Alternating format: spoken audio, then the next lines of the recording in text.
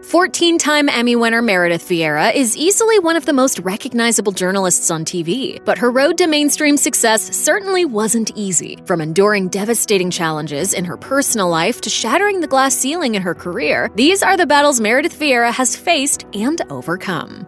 Unfortunately, like many of us, Vieira was teased about her body as a kid. Perhaps the first instance of this was when she was riding her bike and one of her friends made a comment about her backside. She revealed on Today, "To this day, I remember all of it, and to this day, it sticks in my head." At the time, Vieira says she was mortified and became desperate to get skinnier no matter what. She explained, "I went on this ridiculous diet. All I did was drink Tab and ate like 5 Ritz crackers a day for the entire summer. I was maybe 10 when I did that for like a month and a half. I was a very chubby kid. I was always like 10 to 15 pounds overweight. I went on a lot of diets. The trauma from the incident runs deep, though Vieira doesn't blame her friend, who was also just a kid. But even now, as a TV presenter, Vieira is forced to focus on her image. She added, "I'm always struggling with it. We live in a looksist society where even when you think you're looking good, there are plenty of people out there, especially if you're in front of a camera, who make it their point to tell you, nah, not so much." Every 9 seconds, a woman is abused or assaulted in this country. Every 9 seconds. In response to the 2014 Why I Stayed hashtag about domestic violence, Vieira opened up about an abusive relationship she had been in when she was younger. She stayed with that person for a long time for a variety of reasons, explaining on her show, "I was scared of him. I was scared if I tried to leave, something worse could happen to me." She also worried that some of what was happening might be her fault. Things got especially bad one night when Vieira's partner threw her into a scalding hot shower, then outside of their apartment into the hallway without any clothes. But despite the violence of that particular incident, she still didn't feel she could leave. She admitted, "I continued to stay in that relationship until I was offered a job in another state, and that's where I felt I had the ability to get away." In 1989, Vieira landed her dream job. She was hired as a correspondent on 60 Minutes, the youngest person ever to join the team at the time. But just 2 years later, she resigned from her post when bigwig Don Hewitt wouldn't let her work part-time after the birth of her second child. Given Hewitt's status, Vieira says she really didn't have a choice. She told the LA Times, "I mean, he was the king, and so he could probably do no wrong." Despite having to sacrifice a coveted position, Vieira's decision made a huge impact on working mothers at the time, and she's still admired by other women for the move today. She added, "I don't sit around talking about it, but yeah, I hope that it somehow has gotten into the DNA." A lot of people criticize me after the fact, particularly women. You're putting women behind, you're setting them back. And my attitude was, if I stay for the wrong reason, then I'm really setting people back. As it turned out, she impacted an entire generation, as more and more women are working in top positions in TV. Naturally, Vieira is 100% here for it. She said, "If you're experienced and you're good at what you do, why not? The men have been doing it forever." You were a beautiful model for so many of us out there who wanted to work but not at the expense of our family life. Vieira met her husband, journalist Richard Cohen, in 1982, and the pair tied the knot 4 years later. But early in their relationship, Cohen opened up about his devastating reality. He'd been diagnosed with multiple sclerosis at age 25. He admitted to Yahoo Life, "I sort of learned the hard way to get it on the table." Meredith didn't blink. When you got a diagnosis like that, there was nothing they could do. It was sort of like, you got it, so long, have a good life. While Vieira has been a constant support for her husband, Cohen, who is now legally blind, has certainly had his struggles over the years. He said, "I can give you a long list of things that I can't do anymore. You just sort of learn to accept that. But that doesn't mean that this couple dwells on the hard times. Instead, they have learned how to make the most of their situation and focus on all of the good things in their lives." Cohen added, "You don't have to be controlled by it." Like roughly 12% of American women, as reported by the CDC, Vieira initially faced enormous challenges in starting her family. In fact, she endured 4 miscarriages before finally giving birth to her 3 children, as documented in her husband's book, Chasing Hope. While it was a devastating chapter in her life, many years and 3 thriving adult children later, Vieira can look back on it with a sense of humor. Namely, at the fact that back then, she put her prescribed progesterone suppositories in the wrong place, if you know what we mean. It was only after calling her doctor that Vieira realized her hilarious mistake. If she had kept doing what she was doing, she admitted on Today, "I don't know what would have happened. I definitely wouldn't have had a child." Vieira hopes that others going through a similar journey know they're not alone. She understands it all, and she's here to share the trials and the joy.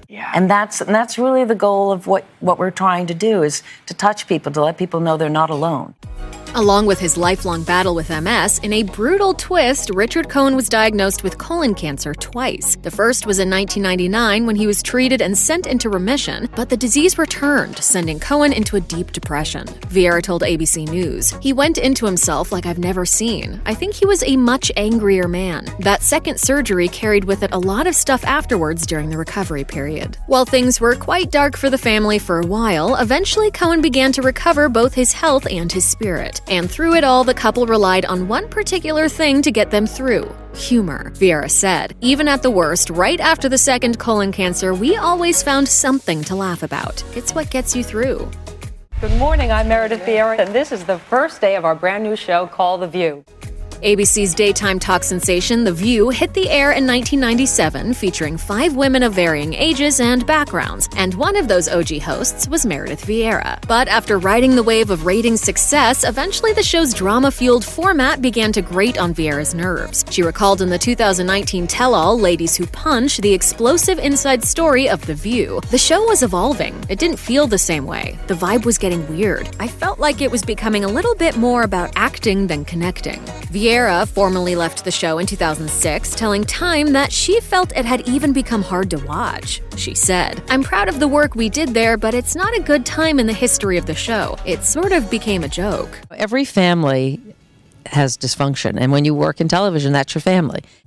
In late 2006, Vieira landed an anchor spot on Today, but just 6 months into her stint on the show, she and a team were dispatched to cover a tragic story the day it happened: the massacre at Virginia Tech. She wrote in an essay for Today, "We were live on the university campus trying to make sense out of something totally senseless. I kept thinking to myself, you're a journalist, make sure you get this right." Vieira was worried that students would see her as trying to capitalize on their tragedy, but then one young lady approached her directly. Vieira recalled, "She said that she had watched Today for years and had grown to see us as an extension of her family, and right now she needed a mom to hold her. I'm forever grateful to have given a voice to the students there, and to have provided some comfort for at least one." But as it turns out, she unknowingly comforted many. Several former students later reunited on Vieira's show, saying of her compassionate coverage of the event. There was a lot of news crews just talking about the violence and what had happened, and you gave us an opportunity to celebrate, our friend's life.